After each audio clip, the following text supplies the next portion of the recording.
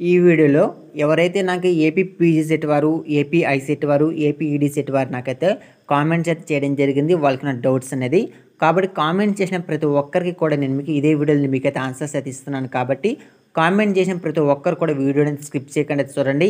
అదేవిధంగా ఇంకా ఎవరైనా వీడియోని ఇంకా కొత్తగా చూస్తుంటే అందరూ కూడా మన ఛానల్ సబ్స్క్రైబ్ చేసుకోండి. అదేవిధంగా మీకు ఇంకా ఏదైనా డౌట్స్ ఉంటే కంపల్సరీ కామెంట్ చేయండి.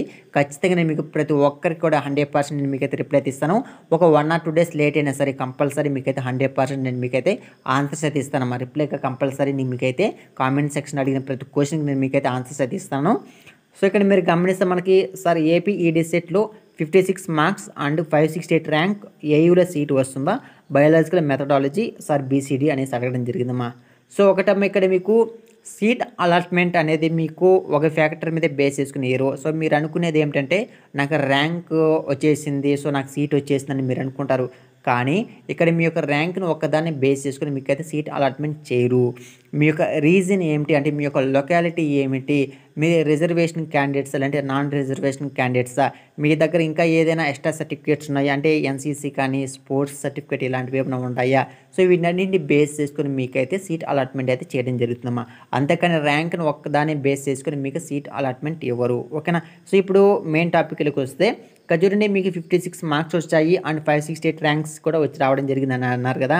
కానీ ఇక్కడ మీకు మార్క్స్ని ఎవరు అసలు పట్టించుకోరు, మీకు వచ్చిన ర్యాంక్ని మాత్రం బేస్ చేసుకుంటారు. కాబట్టి 568 ర్యాంక్ మీకు ఏయులో సీటు వస్తుందంటే ఇక్కడ 50-50 ఛాన్సెస్ అయితే అనుకోవచ్చు. ఎందుకంటే మనకు ఆంధ్ర యూనివర్సిటీ అనేది మన ఏపీలో నాకులో ఏ గ్రేడ్లో ఉంది, తర్వాత ఎస్వి యూనివర్సిటీ, తర్వాత యోగి వేమన యూనివర్సిటీ, నాగార్జున యూనివర్సిటీ ఉన్నాయి. కానీ మనకి ఏయూ అనేది టాప్లో ఉంది. కానీ ఇక్కడ 568 ర్యాంక్కి మీకు ఏయూలు అంటే ఒక 50-50% అమ్మా. ఓకేనా. అంటే ఆ మాత్రం మీకు ఛాన్సెస్ అయితే ఉంది. కానీ మీరైతే మీకు ఏయూనే కావాలి అనుకుంటే మీరు ఫస్ట్ కౌన్సిలింగ్ ఉంది, సెకండ్ కౌన్సిలింగ్ ఉంది. కాబట్టి ఫస్ట్ కౌన్సిలింగ్లో ఫస్ట్ వెబ్ ఆప్షన్గా మీరు ఏయూని సెలెక్ట్ చేసుకోండి. తర్వాత మీ యొక్క లొకాలిటీ ఏంటి, మీ యొక్క రీజన్ ఏమిటి అని దాన్ని సెలెక్ట్ చేసుకోండి. ఒకవేళ మీకు ఫస్ట్ కౌన్సిలింగ్ మిస్ అయినా సరే నో ఇష్యూ. ఓకేనా. అంతగా మనకేం ప్రాబ్లం అయితే లేదు. ఎందుకంటే మనకి సెకండ్ కౌన్సిలింగ్ మళ్ళీ ఉంది కదా. సో సెకండ్ కౌన్సిలింగ్లో కావాలంటే వేరే యూనివర్సిటీ మార్చుకొని మీరైతే వెబ్ ఆప్షన్ అయితే పెట్టుకోవచ్చు.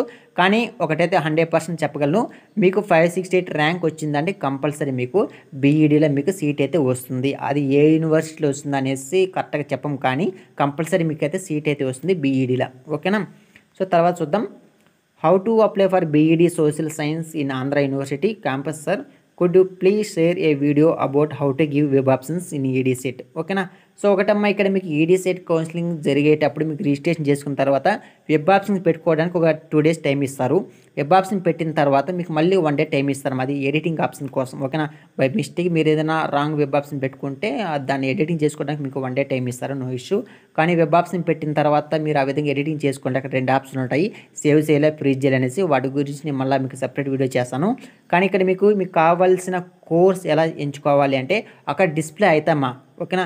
మీరు రాసిన ఎంట్రన్స్ ఎగ్జామ్ సంబంధించి ఆ సబ్జెక్ట్ సంబంధించి మీకు డిస్ప్లే అవుతాయి. మీకు మీ యొక్క స్క్రీన్ మీద మీ యొక్క ఈడీ సెట్ యొక్క హాల్ టికెట్ నెంబర్ కానీ లేదంటే సంథింగ్ డేట్ ఆఫ్ బర్త్ లాంటివి టైప్ చేసిన తర్వాత అక్కడ డిస్ప్లే అవుతాయి.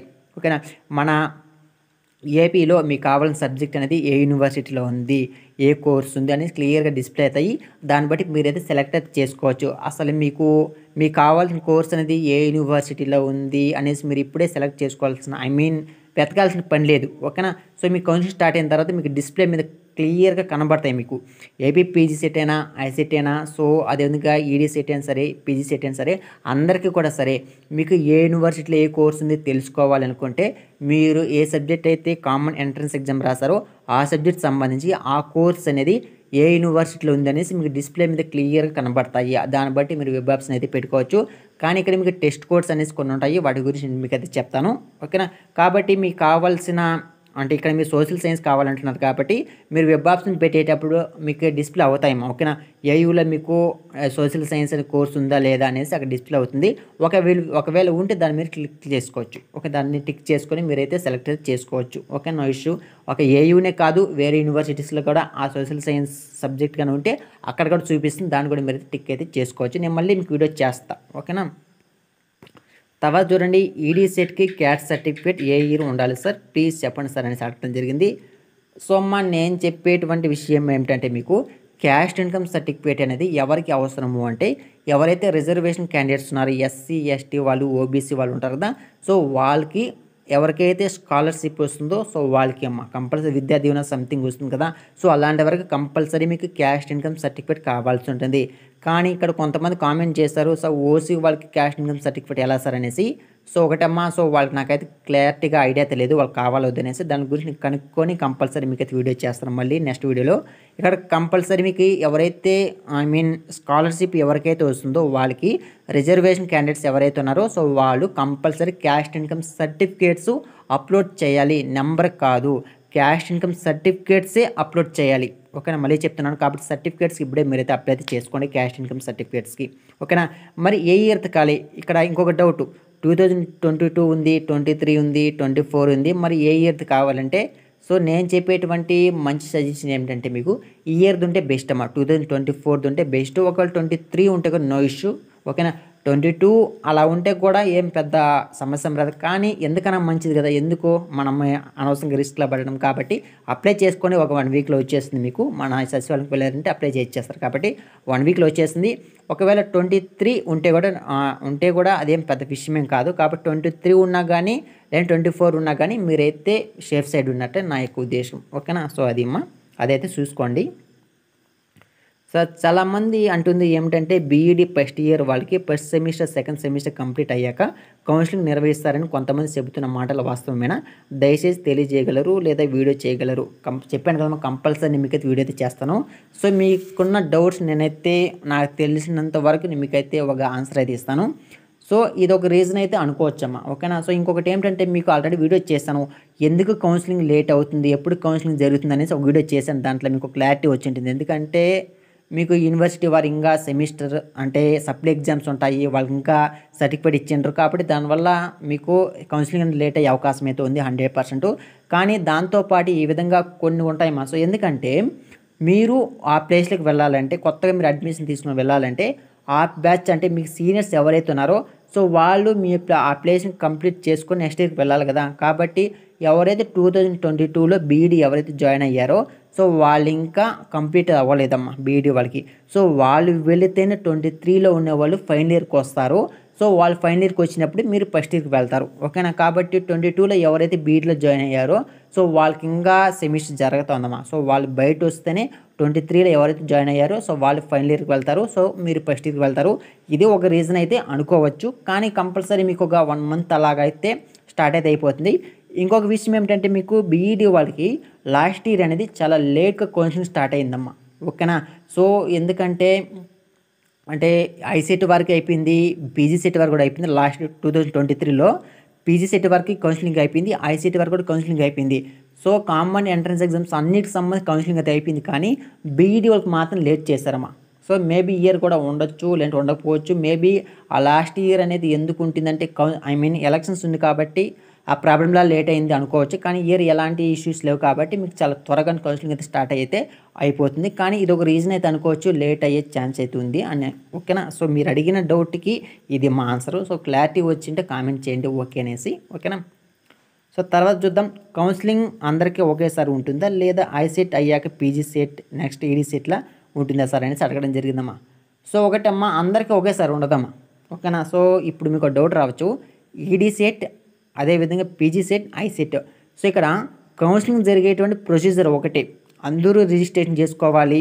సో అందరూ కూడా వెబ్ ఆప్షన్కి సంబంధించి వెబ్ ఆప్షన్ పెట్టుకోవాల్సి ఉంటుంది. అదేవిధంగా అందరూ కూడా cash income certificates provisional certificates అందరూ కూడా అప్లోడ్ చేయాలమ్మా. ఈడీ సెట్ వారు రిజిస్ట్రేషన్ చేసుకోవాలి, వాళ్ళకి క్యాష్ ఇన్కమ్ సర్టిఫికేట్స్ అప్లోడ్ చేయాలి. పీజీ సెట్ వరకు కూడా సేమ్, ఐసెట్ వరకు కూడా సేమ్. టోటల్ మొత్తం కూడా ఒకే విధంగా ఉంటుంది, ఒకే ప్రొసీజర్ అయితే ఉంటుంది. వెబ్ ఆప్షన్ కూడా ఒకే విధంగా ఉంటాయి. కానీ ఇక్కడ చేంజ్ అయ్యేది ఒకటే, డేట్స్ చేంజ్ అవుతాయి. మీకు చెప్పాను కదా, మీకు మళ్ళీ ఒక షెడ్యూల్ రిలీజ్ చేస్తారు కౌన్సిలింగ్ సంబంధించి అనేసి. ఆ షెడ్యూల్ చేసిన డేట్స్ ప్రకారం మీకు కౌన్సిలింగ్ అయితే జరుగుతాయి. ఓకేనా, కానీ కాబట్టి అందరికీ ఒకేసారి అయితే జరగదు. ఈడీ సెట్ వరకు సపరేట్ డేట్స్ ఇస్తారు, వాళ్ళకి ఆ డేట్స్లో కౌన్సిలింగ్ జరుగుతుంది. ఐసెట్ వరకు సపరేట్ డేట్స్ ఇస్తారు, వాళ్ళ డేట్స్లో వాళ్ళ కౌన్సిలింగ్ జరుగుతుంది. పీజీ సెట్ వరకు సపరేట్ డేట్స్ ఇస్తారు, ఆ డేట్స్లో వాళ్ళకి కౌన్సిలింగ్ అయితే జరుగుతుంది. ఓకేనా, కాబట్టి ఒకరి తర్వాత ఒకరు అంటే అది నో ఇష్యూ. అందరికీ కూడా ఒకేసారి కూడా జరగచ్చు, ఒకే టైం టేబుల్ జరగచ్చు, నో ఇష్యూ. ఓకేనా, కాబట్టి ఈ విధంగా ఒకేసారి మీకు అయితే కౌన్సిలింగ్ అయితే జరగదు, వాళ్ళకి ఇచ్చిన డేట్స్ ప్రకారం వాళ్ళకైతే కౌన్సిలింగ్ అయితే జరుగుతుంది. ఓకేనా, మీకు డౌట్స్ క్లియర్ అయింది అనుకుంటున్నాను. తర్వాత చూద్దాం, క్యాస్ట్ అండ్ ఇన్కమ్ సర్టిఫికేట్ 2024 కావాలా బ్రదర్, 2022 నాట్ ఎలిజిబుల్ అనేసి అడగడం జరిగింది. మా 2022 నాట్ ఎలిజిబుల్ అనేసి నేనైతే చెప్పను, కానీ మనం సేఫ్ సైడ్ ఉండేది బెస్ట్ కదా. ఓకేనా, ఎందుకంటే ఒకవేళ వాళ్ళు మీకు సర్టిఫికేట్ రిజెక్ట్ చేసినారనుకో, మళ్ళీ అప్లై చేసుకుంటే అప్పటికప్పుడే ఇస్తారా? ఎవరు? ఒక 1 వీక్ టైం తీసుకుంటారు. ఎక్కడ మన సచివాలయం అయినా సరే, మీ సేవ అయినా సరే. సో నేను చెప్పేటువంటి మంచి సజెషన్ ఏమిటంటే 23 ఉంటే కూడా మీ సేఫ్ సైడ్ ఉన్నట్లే, 24 ఉంటే ఇంకా సేఫ్ సైడ్ ఉన్నట్లే. కాబట్టి 22 ఉంటే అది అనవసరమేమో అనిపిస్తుందమ్మా నాకైతే. ఒకవేళ మీ ధైర్యం పెట్టుకోండి, కానీ నేను ఇచ్చేటువంటి మంచి సజెషన్ ఏమిటంటే మీకు 23 ఉండేవాళ్ళు ఒక సేఫ్ సైడ్ ఉంటారు, అదేవిధంగా 24లో ఉండేవాళ్ళు ఇంకా సేఫ్ సైడ్ అయితే ఉంటారు. కాబట్టి ఫైనల్గా నేను చెప్పే విషయం ఏమిటంటే మీకు 24, 23 ఉంటే మంచిది. ఓకేనా, ఇది అమ్మా. హాయ్ సార్, నేను ఓసీ కేటగిరీ, నాకు క్యాష్ ఇన్కమ్ సర్టిఫికేట్ లేదు sir, please reply me sir అని అడగడం జరిగింది.